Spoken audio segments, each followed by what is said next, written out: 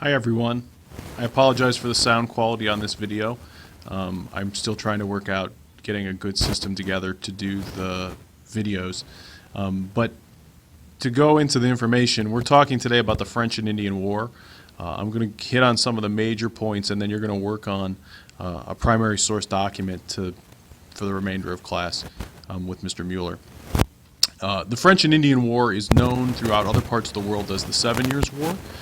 We'll be talking more in class about what this means with regards to perspective, but essentially the name French and Indian War is what British colonists who will eventually become Americans call this war, because from our perspective, this is who we were fighting against. We oftentimes name wars in this way, and it's fairly unusual for a war to be known as the same thing all over the world.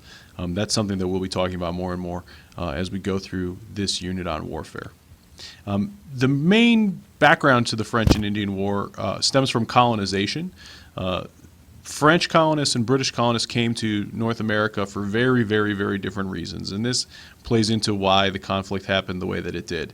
The French colonists came specifically to trade for furs. And other than a couple of large port cities, Quebec and Montreal, the French don't set up towns and cities.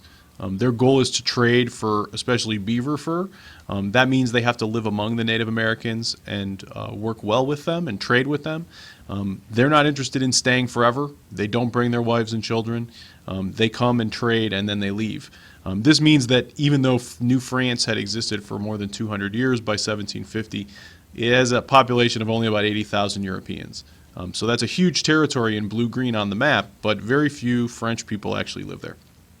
The British came for very different reasons, and if you think about the Pilgrims leading into the Thanksgiving holiday that we'll be celebrating, the Pilgrims were had odd religious beliefs for living in Great Britain, and the King of England kicked them out, or maybe gave them a way out is the better way to put it, and they came for religious freedom to the 13 colonies.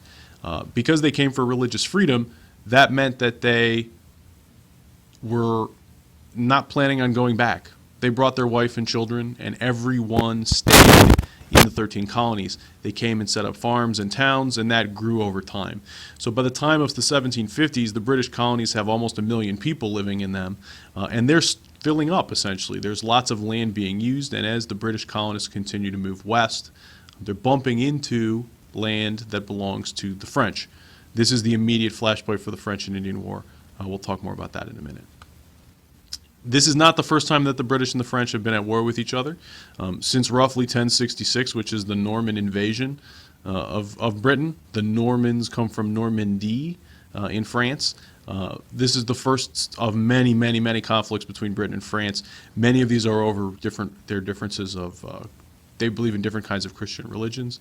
By the time we get to the 1750s, they're now competing over colonies. This is particularly true in India. It's also true in the Caribbean and in Africa, and increasingly it's true in this time period in North America, where they're competing over what would today be Ohio and the Great Lakes region. The immediate flashpoint that causes the French and Indian War is a place called Fort Duquesne. Fort Duquesne was a French fort in what is today western Pennsylvania. This fort was on territory claimed by both the French and by the people of Virginia. The colony of Virginia had said that it owned this land. So when the French build a fort at the intersection of the Allegheny, Monongahela, and Ohio River, the Virginians get upset and they send a young Virginian British military official named George Washington and a small group of soldiers to fight against the French and kick them out of Fort Duquesne. In the process, the British build their own fort called Fort Necessity. There's a series of battles between the British and the French, which these battles are lost by the British initially. And it seems that the French have the military upper hand in the 13 colonies. Later on, the British will capture this territory when they win the war, and they will erase the Frenchness of this territory and name their new city after their prime minister, whose name is William Pitt, which is why this will eventually be known as Pittsburgh. The fear that spread among colonists after the French win the Battle of Fort Duquesne leads a number of colonists, including Benjamin Franklin, to the city of Albany in New York. And they have a meeting where they plan how the 13 colonies are going to respond to the threat of the military from the French in the war that they think is coming. At the city of Albany, they come up with a plan of union. We call this the Albany Plan of Union. It's a plan that doesn't really go anywhere. It never becomes official. But essentially, the delegates, led by Benjamin Franklin, make the decision that if the colonies want to defend themselves against the French, they need to unite. Under the crown, they're still loyal to the king, but they need to unite in order to work more efficiently. And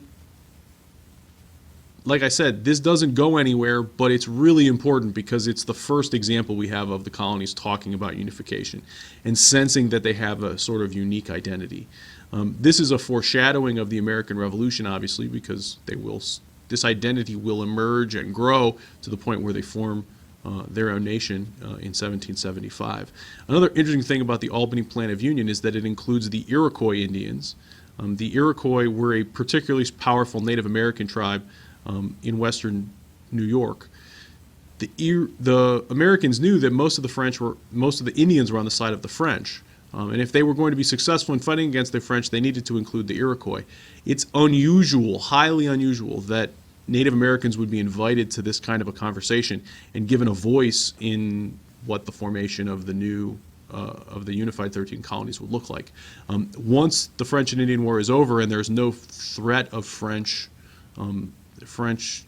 menace to the 13 colonies, the Iroquois will not be as useful and then will just be removed and treated more like we think of Native Americans in American history. We're not going to spend very much time talking about the actual fighting during the French and Indian War because most of it is pretty small scale and not all that relevant to American history. The 3 points that I would highlight just as of some importance, the British win this war in America when they capture the cities of Quebec and Montreal. If you've ever been to Quebec and Montreal, you know that even today as part of Canada, these are French-speaking countries. French-speaking states. There's a very strong sense of French identity. And it's interesting that the British made the decision after the French and Indian War, when they win all of this territory, not to erase the Frenchness like they did in Pittsburgh, but instead to keep Quebec and Montreal, allow them to continue to have their culture and their language, but just change essentially the flag and the people who are in charge. And that has long-term consequences for Canada, where the sort of disputes between the Quebecois, the people who live in Quebec, and the rest of Canada is something they live with all the time. During the French and Indian War, we have an early example of biological warfare. One of the British generals, whose name is Amherst, he makes the decision to give blankets that had been used by smallpox victims to Native Americans as a peace offering. He didn't understand, no one really at the time understood how viruses and bacteria worked or how people got diseases, but they understood that somehow the disease could possibly spread through the contact with these inanimate objects. And he did it on purpose as a weapon to fight against the Native Americans. This is an early example of how biological warfare is used, using germs as a weapon. We talk about this a lot more in a modern context where we're talking about people using these things for terrorist purposes and things like that. So mostly an interesting anecdote of how quote-unquote new technology might be used in a war. The final thing I would point out about the fighting in this war is that it was guerrilla-style fighting. That's Guerrilla, not G-O-R like the monkey. It has nothing to do with monkeys. Guerrilla-style fighting was the fighting used by Native Americans and the French in this war, where they didn't wear uniforms, they didn't march on an open battlefield, but instead they would use surprise attacks to attack the British. This was seen as dishonorable in a European context, but highly effective because the British weren't as successful at fighting against it. Eventually, the British do adapt and adjust to this style of warfare and are able to defeat the Native Americans and the French. But this clash of war styles, guerrilla warfare versus conventional warfare, is something that we'll see again and again in many of the different wars that we study.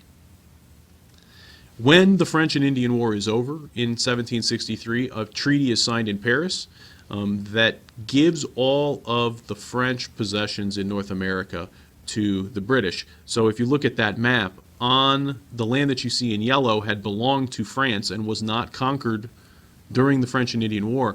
But when the British win and sign the Treaty of Paris, that yellow land, including all of the Great Lakes, is given to the 13 colonies. This was not a complete victory, though, for the British. There were a lot of consequences that came out of the French and Indian War. The British Prime Minister, William Pitt, spent a ton of money to defeat the French, and that debt needed to be repaid. We know from what we've already talked about with our government unit that a lot of the debts were repaid by raising taxes on the colonists, which leads into the American Revolution. We've also talked about the Proclamation of 1763, which was a line that divided the colonists from the Native Americans who lived on this newly captured territory. Many colonists thought that this violated their natural rights, and it led to a series of conflicts that eventually will lead into the American Revolution. What you're going to do once you finish watching this video is transition to doing the next two parts of today's class, which is looking more closely at this Albany Plan of Union and answering some questions about it, in addition to working on your warfare analysis chart.